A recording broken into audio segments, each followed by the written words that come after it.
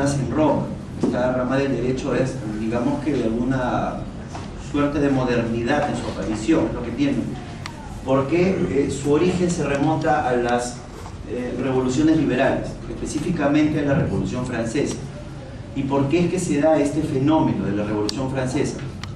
Hacemos un poco de memoria, porque eso ya lo han visto en el colegio. El régimen monárquico era lo que imperaba en la mayoría de estados, a nivel de todo el globo, todo el planeta, toda la Tierra. Los países tenían monarcas. Nosotros tampoco éramos la excepción. Nuestra cultura inca tuvo monarquía.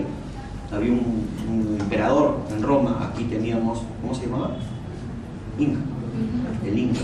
¿Y qué cosas nos contaron del Inca? ¿Qué nos dijeron del Inca? A mí me gusta que participen todos, por eso te voy preguntando. ¿Qué nos dijeron? ¿Quién fue el primer Inca? Un tal Manco Cápac. ¿Y cómo es que apareció en nuestra vida, o por lo menos según lo cuenta la leyenda? La leyenda de Manco Cápac. Claro, a ver, por favor, ilústrenos, doctor. O sea, nos han inculcado, ¿no? Del tanto de nivel primario y secundario, que emergieron pues del lago Titicaca a buscar pues una ciudad donde poder fundar el imperio de los que fue Manco Cápac y Mamahuyo. Así es. Y finalmente caminaron desde el lago Titicaca, pobrecitos, caminaron bastante y terminaron estableciendo el imperio de los incas. ¿En dónde? En el Cusco. ¿Por qué salieron del lago Titicaca? ¿Qué es lo que se pensó de ¿quién fue el padre de Manco Cápac? El sol. ¿Qué cosa era el sol? Indio. Claro, era un dios. Ese mecanismo que se aplicó para establecer la monarquía en todos los estados que se han conocido fue lo que el estado, para que pueda existir, necesitaba de alguien que gobierne, y ese gobernante iba a ser, en la mayoría de casos, en monarquía, un rey, un emperador, en nuestro caso el Inca. Y se decía que este caballero tenía el poder del que se le había investido porque Dios se lo había dado. Y lo que se buscaba era, de alguna manera, establecer una suerte de yugo demasiado fuerte y casi irrompible para poder establecer un margen de obediencia del pueblo, ¿no? El resto, la plebe, todos nosotros. Mientras que el gobernante era un noble, era hijo de Dios, y por eso su poder era transmisible por herencia. De ahí que nosotros hemos venido conociendo que este mismo sistema monárquico, conocido como el antiguo régimen en la historia, tiene pues estas características esenciales. Y para hacerlo muy puntual, antes de 1789, durante el gobierno de Luis XVI, la monarquía, existió una monarquía absoluta. Los derechos de las personas no eran igualitarios. Eso creo que ahora la Constitución dice que sí somos iguales ante la ley, aunque en la práctica puede ser que no seamos iguales ante la ley, ¿no? Porque hemos visto casos donde, por ejemplo, alguien comete un delito, pero si el papá, por ejemplo, fue exministro, ¿no? Resulta que está tranquilo en su casa disfrutando de sus mates argentinos, mientras que en otro caso, un inocente, pobre mototaxista, termina siendo confundido por un policía en servicio, lo marrocaron, lo metieron preso y este día debe estar preso, a pesar de que él señala que es inocente. De ahí que podríamos nosotros, y esto es algo que es natural al estudiante de Derecho, ser críticos. Críticos en el sentido de que si nuestra realidad no está funcionando bien, algo tendríamos que hacer nosotros al respecto, ¿no? Al margen de lo que establezcan las redes sociales y las famosas marchas que están hoy tan de moda, ¿no? Ni un sol menos, es la última marcha que se procura, ¿no? Porque es lo que sale diciendo, ni un sol menos. ¿Bien? Los derechos de las personas, decían, no eran igualitarios. ¿Por qué? Porque existían nobles y existían los pecheros, les conocíamos en la historia europea por lo menos. Los pecheros son aquellas personas que no tuvieron la suerte de ser nobles porque los papás no eran ricos, porque no fueron sacerdotes, porque no fueron príncipes, etc. ¿Bien? Básicamente en eso consistía. Y la característica, que es lo que nos importa a nosotros desde el punto de vista jurídico, es que en el antiguo régimen el sistema de normas se encontraba a disposición del monarca. ¿Qué significa esto? Ustedes habrán visto hasta en los dibujos animados, cuando se hace la referencia de un sistema monárquico, se ve caminar a un grupo de militares, el ejército del rey, y van con cornetas. ¿Se han fijado en los dibujos? Por eso digo, van con cornetas y alguien suelta un pergamino. ¿Y qué cosa lee? El decreto. ¿El decreto de quién? Del rey. Es decir, el rey lo que hacía era dictar normas. ¿Y qué pasa si no cumples con esa norma en ese momento histórico? ¿Qué pasaba? ¿Quién te juzgaba? El rey. O sea, el rey te decía qué tenías que hacer. Si no lo hacías a su gusto, el rey también te juzgaba y por último terminaban hasta matándote. ¿Por qué? Porque pues no tenías derechos. ¿A quién le reclamabas? ¿Cómo apelabas?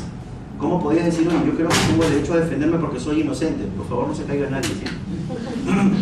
¿Cómo hacemos para poder reclamar todo eso? Y es ahí donde surge este nuevo concepto del Estado liberal.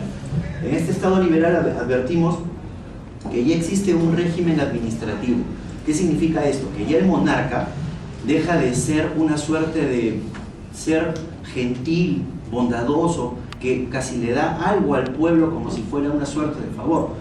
En este régimen del Estado liberal, la coyuntura fue otra. En principio, recordemos que la Revolución Francesa lo que buscaba era establecer específicamente, ¿qué cosa? Libertad. ¿Y qué más? Igualdad. Igualdad.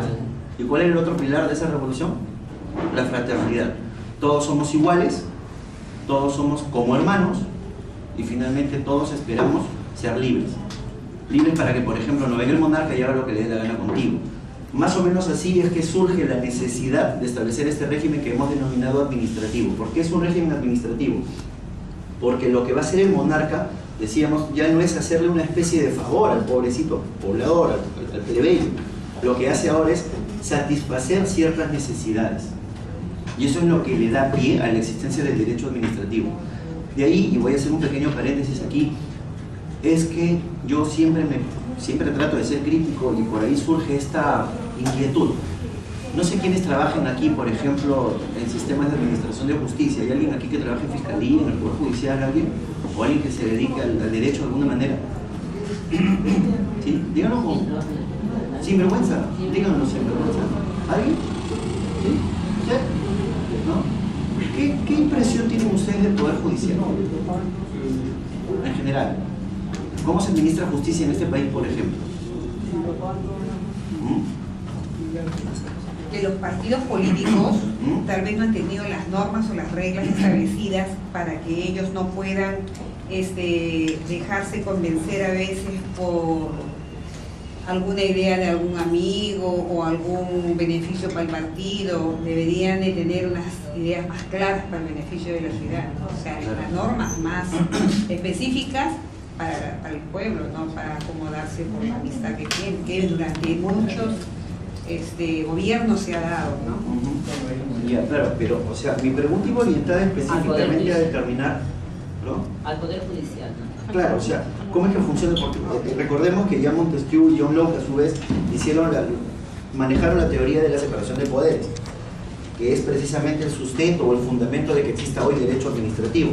Porque el derecho administrativo satisface necesidades, que es lo que le compete aquí al poder ejecutivo, mientras que el poder judicial y el poder legislativo se encargan pues de prestar ciertos servicios pero de manera indirecta, únicamente de forma subsidiaria. Cuando te robaron algo, pues te vas al poder judicial, ¿no? De pronto sientes que a tu colectividad le está haciendo falta algún tipo de norma específica y general que pueda satisfacer alguna necesidad, te vas al Congreso, presentas una iniciativa legislativa, eso va a pasar.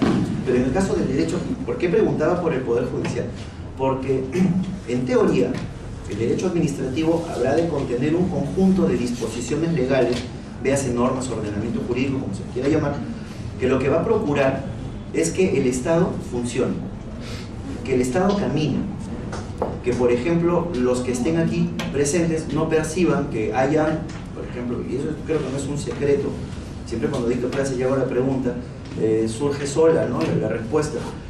Lamentablemente en la mayoría de entidades de la administración pública se ha establecido indebidamente, claro, una especie de costumbre en la que, por ejemplo, al trabajador público sujeto al 276, que es, a veces está sindicalizado, a este señor no le gusta necesariamente trabajar. ¿Por qué? Porque como no es evaluado, no importa. Entonces él ya sabe que está trabajando, que no lo pueden votar, que si lo evalúan va a ir hacia la huelga. Ese tipo de cosas generan de alguna manera lentitud en la administración pública. ¿Qué trata de hacer el derecho administrativo? Suministrar normas que permitan cambiar esa realidad actual. Es decir, todos nosotros podríamos estar teniendo iniciativas, porque la participación ciudadana no es un invento que acaba de aparecer hoy día en la mañana. Esto de la participación ciudadana ya tiene algún rato. desde que empezó a tenerse en cuenta el ciudadano, desde que se empezó a hablar, por ejemplo, del presupuesto participativo, cosas así que implican que el ciudadano pueda decir lo que necesita. Y es válido, porque si entendemos que los servicios públicos tienen como clientes o como usuarios finales a todos nosotros, ¿quién mejor que nosotros para decirle a la administración qué es lo que queremos? Por eso decía yo, esta inyección de modernidad que necesita la administración pública es esencial. ¿Cuántos de aquí, me permito hacer esta pregunta, cuántos de aquí van, por ejemplo, al Banco de la Nación? ¿Han ido al Banco de la Nación alguna vez? Sí. Lindo, ¿no? Bueno, pero ha mejorado, ¿ah? Ha mejorado. Menos Para mal, lo que ¿no? antes era, ha mejorado. Pero lo que quería Y lo que, rescatar... doctor, perdón, que yo creo que en un banco del Estado eso es lo que pasa, tienen las mayores deficiencias, porque no hay atención al público, que generalmente somos el público, Claro. se debe, ¿Y por qué será?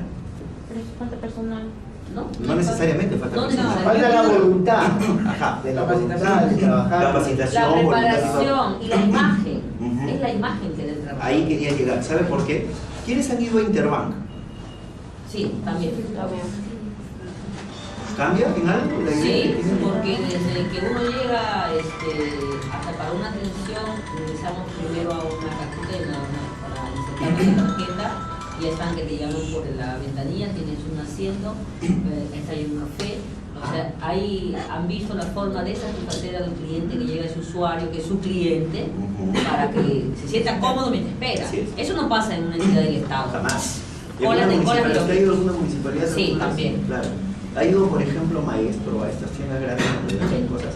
¿Qué es lo primero que ocurre cuando usted llega y se para a mirar algo? Se acerca a preguntar. Se nos ¿Viene corriendo acerca. alguien? ¿Para qué? A Me decirle- está diciendo, me ofrece, ¿tienes tarjeta? ¿Te quieres Con la afiliarte? margen de que quieran No, hacerte más de la conocer. tarjeta, cuando están mirando algo, se acercan para decirte qué cosa es lo que te orienta. No ¿Por qué? siempre, porque yo he ido y a veces estoy caminando y no hay nadie y digo, por favor, hay alguien que me pueda orientar, y ahí mismo viene uno. O le toca a tal, llaman por su Pero radio, llaman. hasta en eso, mire, perdóname que me interrumpa, hasta en eso. ¿Por qué menciono esto? ¿Por qué hago estas preguntas? Porque quiero que ustedes solitos entiendan la diferencia preocupante que existe entre el sector privado y el sector público. En el sector privado es obvio que la empresa que te presta ese tipo de servicios privados, claro está, porque pagas además, va a estar muy atenta a ver si tú estás satisfecho como usuario o no. Cosa que no pasa en el sector público. Uno va, por ejemplo, a la municipalidad, una municipalidad pequeña, buscas al alcalde, sale la secretaria y te dice, ¿el alcalde? ¿No está? No está. Por el amor de Dios, Y ahí esa es la está. ley que- Sí. además que ahí está, o sea, fuera que te están mintiendo. Entonces, ya, y te dicen además, perdóname el término, te meten el floro de que se fue a supervisar una obra. ¿Qué sabe de obras? ¿De verdad le va a decir, oye, ese fierro no va ahí? Le va a decir, oye, saca esa loseta, eso no puedo. No lo va a hacer. Es mentira, por lo general es mentira. Habrá alcaldes que sí, seguramente lo hacen, ¿no? Pero esa es la impresión que todos tenemos. Y teóricamente, lo que busca el derecho administrativo es dotar de esa, como dijimos, inyección de modernidad a la administración pública, para que el ciudadano, todos nosotros, que somos usuarios de los servicios públicos, estemos de alguna manera mejor satisfechos, estemos más tranquilos, más contentos. ¿Y por qué he hecho este paréntesis para señalar esto? Porque lamentablemente, por eso pregunté por el Poder Judicial, la Fiscalía y todos los, digamos, los entes que participan en determinar responsabilidad penal, por ejemplo, no se detienen a pensar cuál es el propósito de la administración pública. Por ejemplo, ¿han oído hablar ustedes de la Contraloría? Yo he trabajado ahí.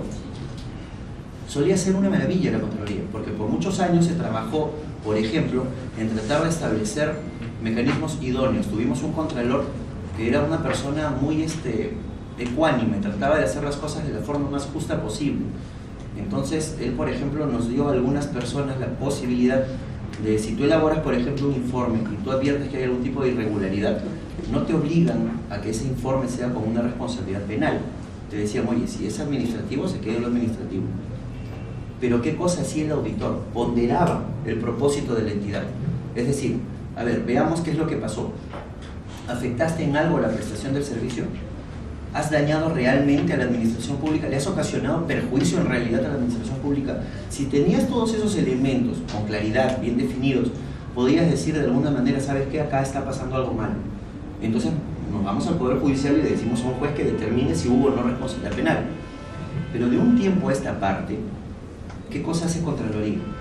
Basta que exista alguna irregularidad, una deficiencia, usaste mal la norma o te olvidaste de que existía esta otra norma, pero no necesariamente ocasionaste perjuicio, no te preocupes. A veces Contraloría te fabrica el perjuicio, te lo pone en el informe y te manda al Poder Judicial. ¿Cuál es lo negativo en ese caso? Que se olvida la misma Contraloría de para qué existe la administración. A veces te dice, ¿sabes qué? Por una formalidad tan pura como es, una formalidad, te olvidaste de firmar un documento. Entonces, para mí, ha habido irregularidad y te voy a llevar al Poder Judicial. ¿Por qué? Si se supone que tú lo que tienes que hacer es examinar el cumplimiento de las normas, sí, pero tienes que ponderar, porque para eso te dan esa capacidad, está dentro de los principios de la 27785, tú podrías hacer, digamos, una especie de ponderación. ¿En qué medida se cumplieron con los objetivos de la institución? Digamos que, mal que bien, igual ibas a encontrar responsabilidad, tal vez, pero no necesariamente es penal. De ahí que en algún momento salió el Contralor que ya se fue molesto, una vez salió a declarar que cómo es posible que ahora en la Contraloría ya no hay casi mucho que hacer porque antes los funcionarios todos eran corruptos, ahora son ineficientes. ¿Por qué será? Si yo soy funcionario, yo hago mi trabajo y de pronto viene alguien y dice, ¿sabes qué? Por todo lo que has hecho te voy a meter preso. ¿Qué crees que vas a ocasionar con eso? ¿Cuál es el mensaje? Si firmas algo, vas a ser responsable. Si gastas plata, vas a ser responsable. Entonces la persona se toca de nervios y lo que determina mejor es, ¿sabes qué? No lo hago. Por eso elijo. ¿Qué le está pasando a la administración? Ahora ya la corrupción ha disminuido, pero ha aumentado la ineficiencia. La respuesta está solita, cae de madura sola. Y por eso digo que se olvidan de cuál es el propósito de la administración. Siguiente diapositiva, por favor, un poquito para ir encaminándonos. El derecho administrativo, en realidad, ha sido definido de varias maneras. El doctor Pedro Patrón Faura, que fue mi profesor, era bien viejito cuando fue mi profesor además, él lo define de esa manera: es la rama del derecho público interno que trata de la administración y manejo de los servicios públicos. Es decir, al derecho administrativo lo que le interesa es determinar en qué medida la administración pública funciona bien. Porque si algo le está fallando a la administración pública, ¿qué tendría que hacer el derecho administrativo? Auxiliar. ¿Sabes qué? Esta norma está mal, habría que derogarla. ¿Quiénes son? Entiendo que la mayoría estudia Derecho. ¿No? Administración también. Ya. Bueno, la administración pública tiene que ver precisamente con este componente, la administración. Lo único que cambia respecto a la administración privada es en cuanto a los fines y en cuanto a la estructura, digamos, normativa con la que se cuenta. En el sector privado, la administración pura, la más pura, en el sector privado, ¿yo qué me dedico a hacer? Como Interbank, por ejemplo, a captar clientes para tener más plata. En el sector público, la finalidad no es lucrativa. Como no es lucrativa, no importa, pues no importa, ¿no? Yo no voy a ganar más si atiendo 5 pacientes más si soy médico. No voy a ganar más si otorgo más licencias de funcionamiento. No voy a ganar más. Entonces, digamos que no hay ningún inconveniente. Pero por eso es que el derecho administrativo resulta ser tan importante. Eso es en palabras de Pedro Patrón Faura y su hijo Pedro Patrón Bedoya. Bielsa nos dice que ese conjunto de normas positivas y de principios, aquí hay que hacer un pequeño énfasis.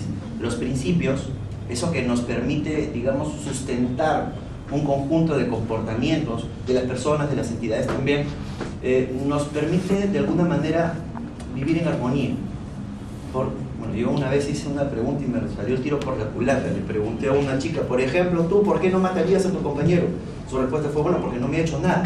Entonces, a mí me dejó perplejo, preocupado. O sea, esta chica es una asesina en potencia, ¿no? Tiene que dar algo normal. Pero no era eso. O sea, ¿por qué no matas a alguien? ¿Por qué no robas? ¿Por qué no estafas? Porque tus principios no te permiten salir, digamos, de lo que tú consideras bueno.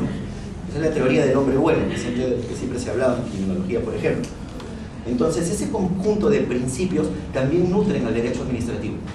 ¿Y cuál es el objetivo del derecho administrativo? Si pensamos que el objeto de estudio del derecho administrativo es la administración pública, será lógico entonces pensar que los principios del derecho administrativo tienen que permitirle, ¿qué cosa?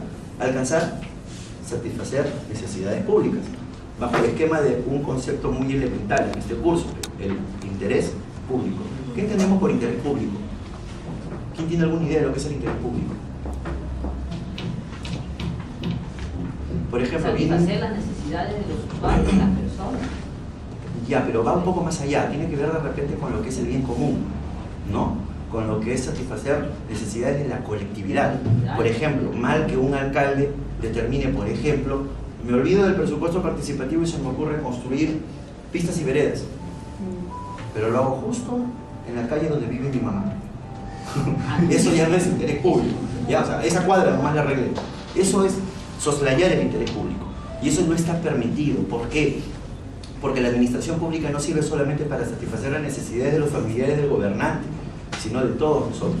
Construir un puente para, por ejemplo, acortar un camino de un lugar a otro, eso sería válido, ¿no? Construir, por ejemplo, mejorar el tema de agua y desagüe, eso es importante. Ahora, yo no sé, el crecimiento demográfico es tan vertiginoso en algunos casos que habría que tener un poco de respeto al tema. De ahí que la municipalidad resulta ser tan importante. Por eso que es importante que cuando alguien construya, tenga su licencia de construcción, porque en teoría al menos la municipalidad te va a evaluar, va a decir, a ver, ¿por qué quieres poner un edificio de 8 pisos en esa calle donde la troncal del desagüe es chiquita? Para eso sirve la licencia, no para otra cosa. Sin embargo, ¿qué cosa pasa con el peruano? Es criollo, el peruano hasta dichos tiene, ¿no? Echa la ley.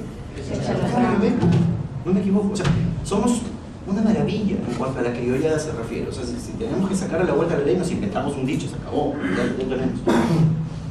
De ahí que por eso yo particularmente pienso que no siempre se satisface este interés público, por diversas razones. A veces el interés particular se pondera mejor que el interés público, ¿no? Esencialmente es eso.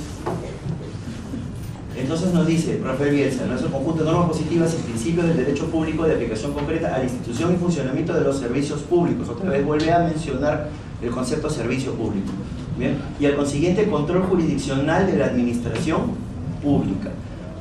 De ahí que, por ejemplo, cuando la Contraloría llega a hacer una acción de control en una entidad pública y pudo llegar a identificar algún tipo de responsabilidad, por favor mate ese celular. Gracias.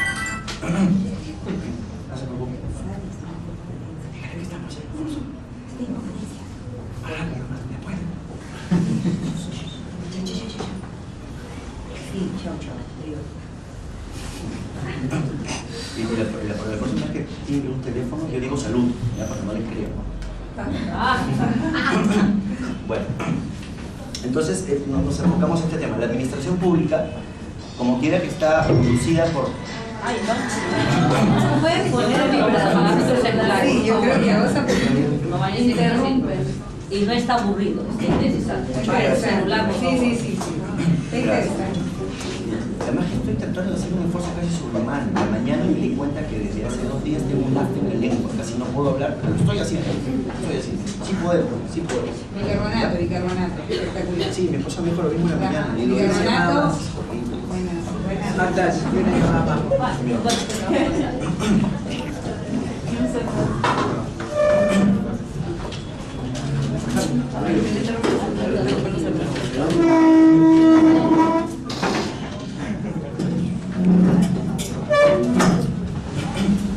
¿Listo? Ya, sigamos, por favor.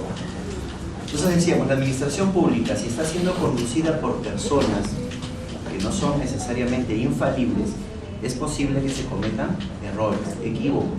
Y esos equívocos se le puede pedir luego a un juez que los examine para ver si tengo yo la razón o si efectivamente la administración tal vez trabajó como debió haberlo hecho. En la práctica, la administración pública por lo general se equivoca, por lo mismo que dijeron al comienzo. Resulta que no están del todo capacitados y eso es algo elemental para poderlo entender.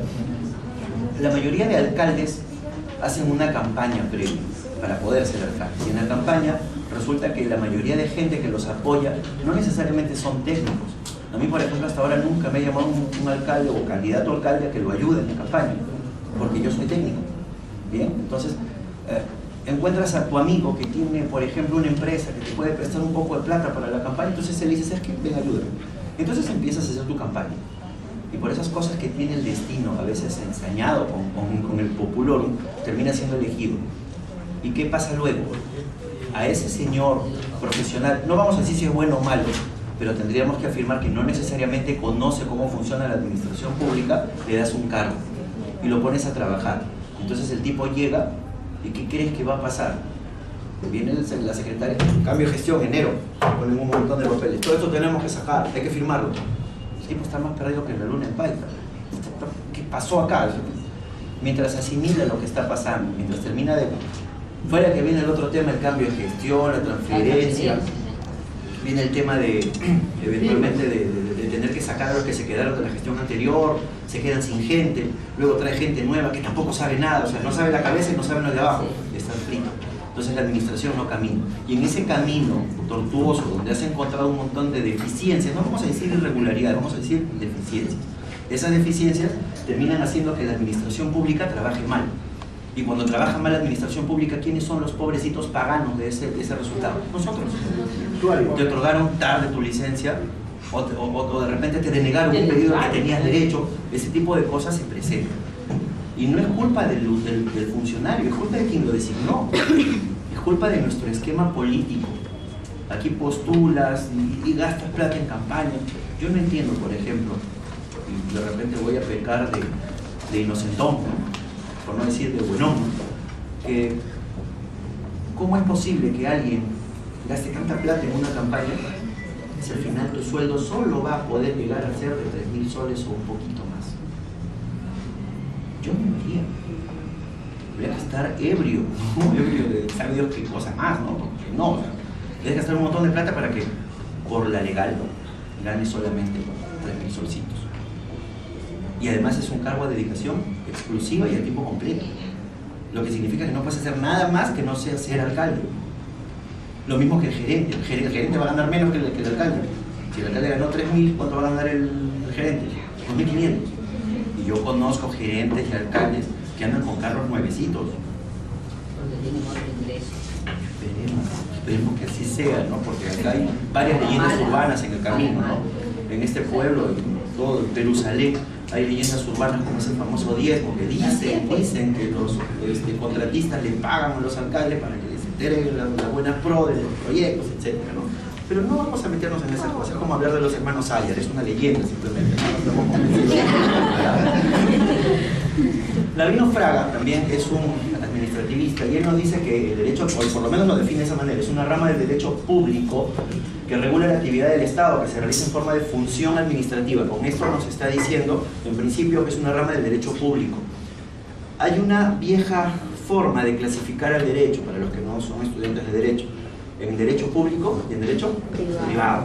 ¿Bien? El derecho público y el privado, obviamente ambos son derecho, pero la diferencia estriba en el hecho de que el derecho público se va a preocupar por atender lo que le interesa al Estado y al ciudadano, mientras que el derecho privado se va a ocupar de las relaciones entre los mismos privados.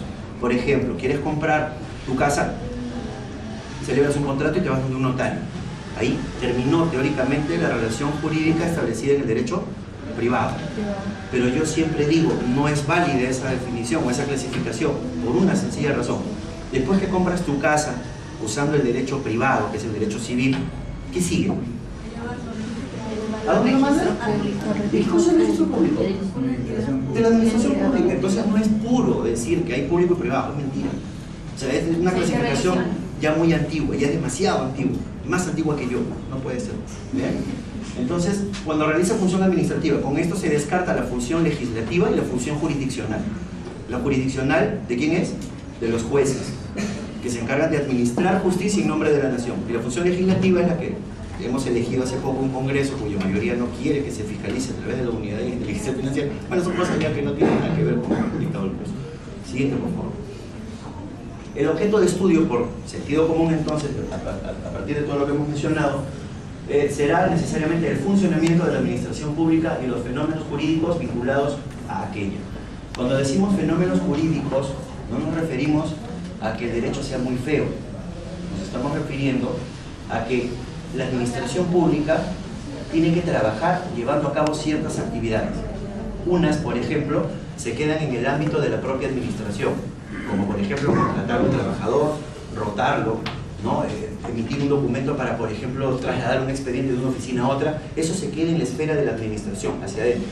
Pero también hay actuaciones que salen de la administración. Por ejemplo, cuando te ponen una multa, cuando tú presentas un recurso y alguien lo va a revisar para ver si tienes o no razón, eso forma parte ya de un en el derecho administrativo se conoce eso como el acto administrativo. Los que estudian derecho, ¿en qué ciclo van? ¿Ya llevaron derecho administrativo? ¿Sí? ¿Sí? Ya, qué bueno entonces. Ojalá les sirva de algo este juego. Bien. Entonces, el funcionamiento de la administración, decíamos, funciona hacia adentro para poder organizarse, eso se conoce como actos de administración interna, y hacia afuera para poder satisfacer necesidades. ¿Por qué se dice que satisfacen necesidades? Si por ejemplo yo soy la municipalidad de Tangamandapio, ya para no meternos con nadie, somos la municipalidad de Tangamandapio, y viene la señorita y nos dice, ¿sabe qué? Yo quiero poner una juguería. Entonces, mi labor como administración municipal será evaluar su petición. ¿Pero por qué evalúo su petición? Ahí surgen varias preguntas. ¿Y por qué fuiste a la administración? Si podías trabajar por lo bajo y que nunca se entere. Falso, porque luego yo voy, le encuentro y le voy a sancionar, ¿no es cierto? Entonces no es que ella le dio la gana de ir, ella está prácticamente obligada por la norma a acudir a la municipalidad a pedirle la autorización. Lo mismo pasa con SUNAT. O quien en su zona de juicio quiere ir a pagar impuestos como loco, pero te obligan a que saques RUC y tienes que girar tu recibo por honorario, ¿no es cierto? Así funciona, es la ley de la vida, lamentablemente. Yo no voy a decir que levanten la mano los que vayan a la SUNAT porque seguramente no vamos a tener para rato, pero bueno, a la SUNAT no hay los que trabajen en SUNAT, si es que hay alguien aquí por si acaso. Bueno, entonces, en esencia constituye esto del funcionamiento de la administración pública lo que nosotros vamos a entender como esos fenómenos jurídicos, es decir, todo lo que tenga alguna relevancia jurídica, es decir, que le importe al derecho, va a terminar siendo de importancia para este curso, para el derecho administrativo en general. Y como son fenómenos que permiten el funcionamiento de la administración, entonces es de interés. ¿Cuál será el objetivo del derecho administrativo? En principio, y eso es algo que no siempre se cumple, es normar la organización y funcionamiento administrativo del Estado en las áreas que se encuentran bajo su competencia. Todo lo que tenga que ver con administrar una entidad forma parte de este objetivo de normar. ¿Por qué normamos? Porque si en este país tú no estableces normas, la poca gente no honrada que existe, porque toda la mayoría de peruanos son honrados, ¿no? Entonces los pocos peruanos que no son honestos podrían irse por el mal camino. Entonces es mejor establecerles normas. Si no me creen lo que les digo, imagínense que nosotros tenemos en el ordenamiento jurídico la figura de nepotismo. Tienen que prohibirte que contrates a tu papá, porque si no, capaz que lo contratas. Somos peruanos, pues, échale ley, échale ley. Yo descubrí una vez una cosa bien rara, ¿no? Como yo soy el alcalde y no puedo contratar a mi hija, le pedí al alcalde del otro distrito, así, o sea, le dimos vuelta. Yo contrato, claro, así como conjugar el verbo, ¿no? Yo contrato, tú contratas, facilito. Bueno, cosa que tiene la vida. Leyendas urbanas, ¿no? No se puede probar nada negativo. El otro objetivo es de difundir la doctrina, la jurisprudencia y los precedentes administrativos. ¿Para qué? Para facilitar un mejor servicio a la nación. La doctrina, los que no estudian derecho, sirve para poder tener, digamos, pensadores del derecho, que nos van a permitir, ellos se encargan de estudiar la ley, buscan las sentencias de la Corte Suprema, del Tribunal Constitucional, y lo que buscan es un poco unificar el criterio para poder decirnos, a los que no somos los estudiosos del derecho, cómo funciona. Para eso sirve la doctrina. La jurisprudencia viene siendo una forma de doctrina, pero institucionalizada a través de los órganos jurisdiccionales.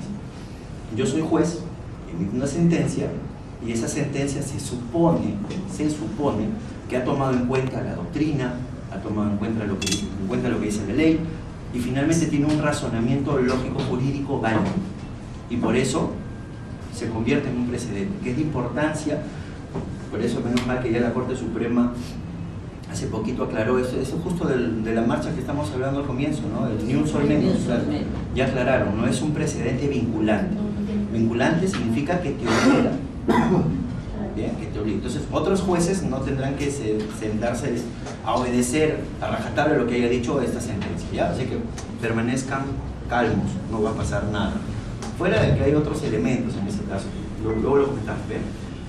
Otro objetivo es mejorar el ejercicio de la función pública. ¿Por qué mejorarlo? Porque en teoría, si llegamos a producir un montón de normas y las difundimos de manera adecuada para que todas las instituciones sepan cómo trabajar, lo lógico sería que la administración pública mejore esa imagen que hoy todos vemos como negativa. Cuando pregunté, ¿cómo ven al Banco de la Nación? casi me insultaron, se dieron cuenta, claro, es que es feo ir al Banco de la Nación, porque es sector público.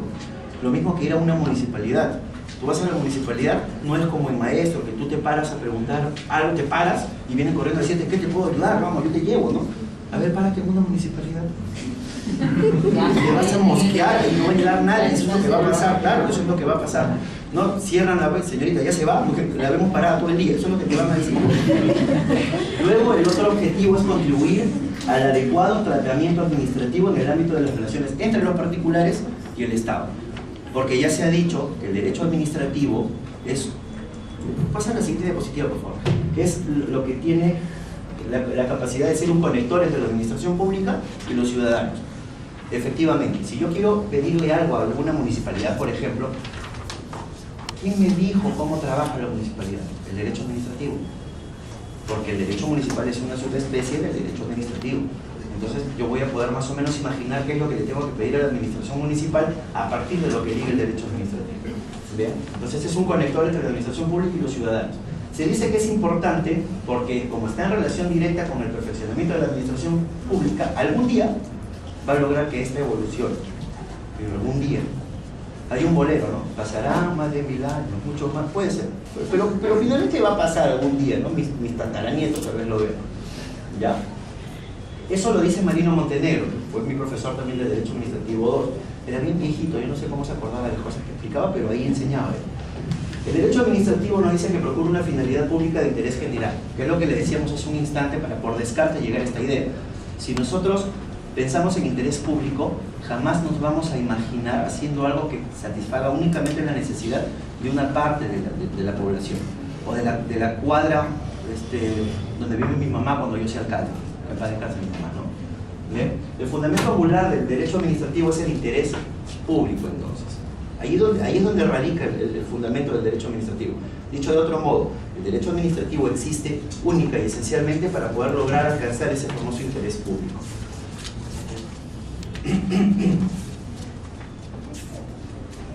Tendríamos que luego referirnos a lo que es, si ya hemos dicho para qué sirve, cómo aparece y todo lo demás, vamos a mencionar algunas de sus características más notables. ¿Bien? La primera de ellas es que es público. ¿Por qué será público?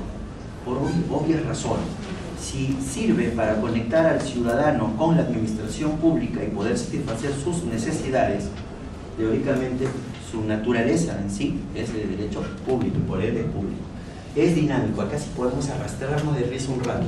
Yo no he visto que el derecho administrativo sea lo suficientemente dinámico. ¿Por qué suficientemente dinámico? Porque en teoría, una característica, digamos, intrínseca al derecho en sí, como carrera, como estudio en general, lo que permite entender es que cuando la sociedad va cambiando, el derecho tendría que poder llegar a regular lo que pasa en la sociedad.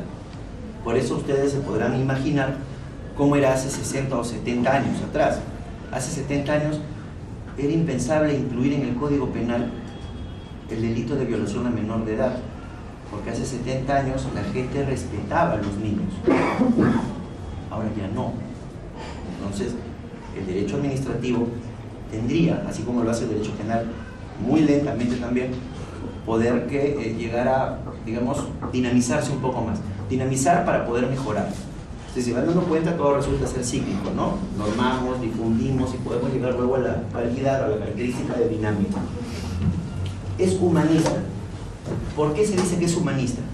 Porque de manera directa y a veces de manera indirecta, lo que hace el derecho administrativo es satisfacer la necesidad de una colectividad. Seas empresario o persona natural, de alguna manera tú vas a buscar tu tranquilidad, tu paz. Quieres trabajar, quieres abrir tu cabina, poner una cabina de internet, ya compraste las computadoras, pero no tienes la licencia. Por el amor de Dios, maldita sea, va a llegar la municipalidad y te va a cerrar tu local. Entonces, ¿qué cosas tienes que hacer? Pensar que el derecho es humanista. A mí me pasó hace muchos años cuando trabajé en la Municipalidad de Lima, de asesor en una época, hace muchos años. Ocurrió que un día yo llego a la oficina y se me acerca Víctor, un amigo de años también, y me dice, ¿sabes qué, Juan? Me dice, hay un señor que está piteando allá afuera. Pues esa es la palabra que él usaba siempre, pitear, decía, ¿no? Yo me imaginaba un pito, como él dice pitear. Dice, Entonces alguien estaba afuera haciendo escándalo porque decía que la Dirección de Control, de Fiscalización y Control, le había clausurado temporalmente su local porque no reunía algunos requisitos, como por ejemplo la licencia. Creo que había iniciado el trámite después de empezar a trabajar, y entonces su argumento esencial es que le estaban limitando el derecho constitucional al trabajo. Y cuando dijeron eso, mi amigo se imaginaba preso por haber cometido una violación, un derecho humano, ¿no? Una cosa así. Entonces yo le expliqué que no era tanto de esa manera. ¿Por qué? Porque si bien es cierto, el derecho administrativo, en palabras, si uno está en la diapositiva, hubo un juez, Fritz Werner, él decía que el derecho administrativo era la concretización del derecho constitucional. ¿Saben los no abogados o los no estudiantes de derecho qué cosa es el derecho constitucional? ¿Tienen alguna idea? ¿Sí? ¿No? ¿Por qué? Porque están tan calladitos, me preocupa. Cuando mis alumnos están calladitos les empiezo a tomar examen oral. Y lo puro repito. Porque la Constitución está todo lo que nos protege con... ¿Y se ha puesto a pensar por qué se llamará Constitución?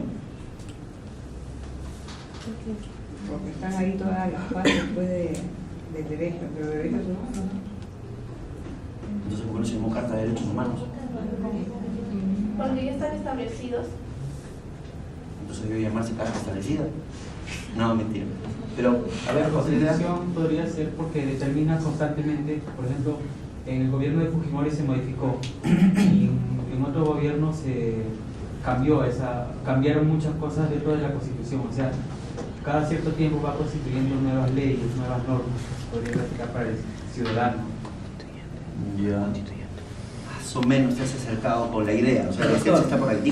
La Constitución es la máxima en jerarquía. Si tomamos a Kelsen, por ejemplo, dice que al jerarquizar la jerarquía, la Constitución va encima de... Solamente para precisar esto, no fue Kelsen. En un libro que escribió Kelsen con otro amigo suyo, alemán también, Merkel, determinaron que la pirámide, y lo dice el mismo Kelsen, la pirámide no fue de su autoría, sino de Merkel. Nos han mentido, prosiga, por favor. Sí, pero Kelsen lo define, ¿no?, como derecho positivo. Entonces, la Constitución está también al mismo nivel de los tratados internacionales, que es básicamente para poder administrar un país. Son las normas base fundamentales, es la Carta Magna, ¿no? La ley de leyes o carta de carta. Es la estructura, mejor dicho, en ahí, reposa la estructura de un Estado. Ahí está. Es la forma en la que se ha constituido o conformado el Estado. Por eso se llama Constitución Política. Porque ahí nos dicen cómo se conforma el Estado, cuántos órganos constitucionalmente autónomos, nos habla del Estado unitario, ¿no?, pero descentralizado, nos dice que existe separación de poderes, nos dice qué cosa es el Poder Judicial, el Poder Ejecutivo, el Poder Legislativo, y finalmente menciona los órganos constitucionalmente autónomos. Es donde está constituido el Estado, por eso se llama Constitución. Eso es simplemente una precisión, ¿no?, porque es mejor tenerlo en claro. Cuando nosotros nos referimos a las palabras de Fritz Werner, alemán, fue juez, este señor en una de sus sentencias, en uno de sus fallos, reconoce al derecho administrativo como la concretización del derecho constitucional. ¿Qué cosa está en la Constitución? Alguien mencionó los derechos humanos. ¿Cuáles son esos derechos humanos o fundamentales según nuestra legislación nacional? ¿Cuáles son nuestros derechos fundamentales? Derecho a la vida. Derecho a la vida, ¿qué más? Al nombre, a la educación, a la salud, a la salud, A la recreación. a la a la recreación. vivienda. La libertad de expresión. Ajá. Eso me dijo una vez un chico que estábamos en plena clase y se puso a conversar. Como estudiaba derecho, me dijo, estoy ejerciendo mi derecho, ¿no? Claro. Entonces usé el principio de autoridad casi lo visto por el balcón, pero bueno, no, perdone. A la salud. A la salud. Se han puesto a analizar esto, miren. Por eso se dice que el derecho administrativo es la concretización del derecho constitucional. Tenemos derecho, dice la Constitución, a la vida. Bueno, yo creo que acá ya nadie nació en su casa. ¿Dónde nacimos? Hospital. ¿De quién es el hospital? Del Estado. ¿Ya? Pero parte de la administración pública. Luego te dicen, tienes derecho a la salud, hasta el mismo hospital. ¿Tienes derecho al? A la educación. Por sentido común, después que naciste te ponen nombre, tienes derecho al nombre y a la identidad. ¿Alguien hace eso en este país, en el sector público? Claro. ¿Qué más? ¿Qué otros derechos tenemos? A la educación, tenemos un montón de colegios del Estado. No vamos a decir si funcionan bien o mal, ¿no? Al parecer, mejor no mencionamos nada de eso.